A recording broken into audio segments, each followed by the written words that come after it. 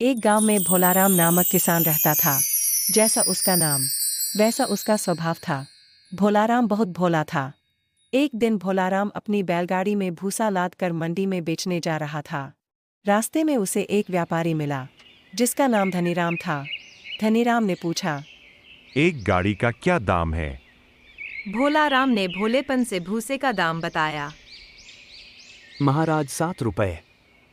बहुत ज्यादा है। यह कहकर धनीराम चल दिया। सौदा पटा नहीं। यह सोचकर भोलाराम मंडी की ओर चल पड़ा। वह थोड़े ही दूर आगे गया था कि धनीराम ने आवाज दी, दाम ज्यादा है, पर कोई बात नहीं, चलो खरीद लेते हैं। गाड़ी लेकर हमारे साथ चलो। भोलाराम बैलगाड़ी लेकर धनीराम के साथ उसके घर पहुंचा। भूसे को एक कोने में पलटकर उसने बैलों को हाँका। तभी धनीराम गाड़ी के सामने खड़ा हो गया। रुको भाई, गाड़ी कहाँ ले चले? मैंने गाड़ी भी खरीदी है। भोलाराम ने कहा, आपने तो केवल भूसा खरीदा है, 7 रुपए में गाड़ी और बैल थोड़े ही मिलेंगे। हंसते हुए भोलाराम बोला, क्यों नहीं? धनीराम ने डांटा, हमने एक गाड़ी का दाम पूछा, तुमने 7 रुपए बताए। मैंने तुम्हें पूरे 7 रुपए दे दिए। भोलाराम ने कहा, वह तो केवल भूसे का दाम था। भोलाराम के होश उड़ गए। भोलाराम गिड़गिड़ाता रहा, पर धनीराम ने उसकी एक न सुनी। भोलाराम बेचारा भोलेपन में मारा गया। भोलाराम घर पहुंचकर उसने अपने बेटे को पूरी कहानी सुनाई। बेटे ने कहा, यह भी कोई बात हुई। मैं उसे ऐसा मजा चखाऊंगा कि याद रखेगा। आखिर मेरा नाम चतुरसेन है। चतुरसेन पड़ोसी की बैलगाड़ी मांग लिया। बैलगाड़ी में भूसा लाद कर वह मंडी ले चला। चौराहे पर उसे एक आदमी मिला। बहुत बढ़िया भूसा लिए जा रहे हो। एक गाड़ी का क्या दाम है?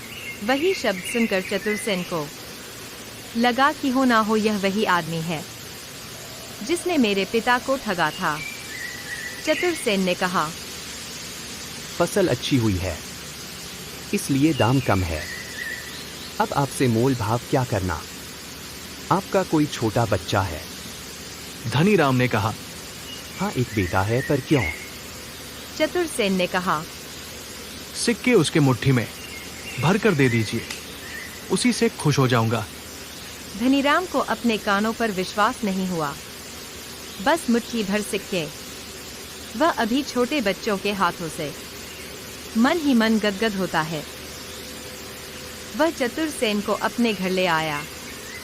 बाहर बंधे बैलों को देखते ही चतुरसेन ने पहचान लिया कि ये उसके ही बैल थे। पास ही उसकी बैलगाड़ी भी पड़ी थी। चतुरसेन को पक्का विश्वास हो गया कि यह वही धनीराम है जिसने उसके पिता को ठगा था। भूसे के पहले ढेर पर उसने अपना भूसा पलट दिया। धनीराम अंदर गया और एक बच्चे को बाहर ले आया। चतुरसेन ने बोला, बेटा, मुट्ठी बढ़ाओ और उनके हाथों में सिक्के डाल दो। बच्चों ने जैसे ही हाथ बढ़ाया, चतुरसेन ने उसकी नन्ही कलाई कसकर पकड़ ली और चाकू निकालकर मुट्ठी काटने का ढोंग करने लगा। धनीराम चिल्लाया, यह क्या, छोड़ो इसका हाथ। चतुरसेन ने पूछा, सेठ जी, सिक्के मुट्ठी में भरकर देने को कहा था ना? घबराहट में धनीराम कुछ ना बोल पाया।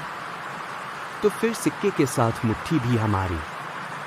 धनीराम ने बोला, क्या बक रहे हो? मुट्ठी में सिक्कों का मतलब नहीं कि मुट्ठी भी काट लो, मतलब तो केवल सिक्कों से है। चतुरसेन ने बोला, केवल सिक्कों से मतलब ना है तो फिर एक गाड़ी भूसे का क्या मतलब है?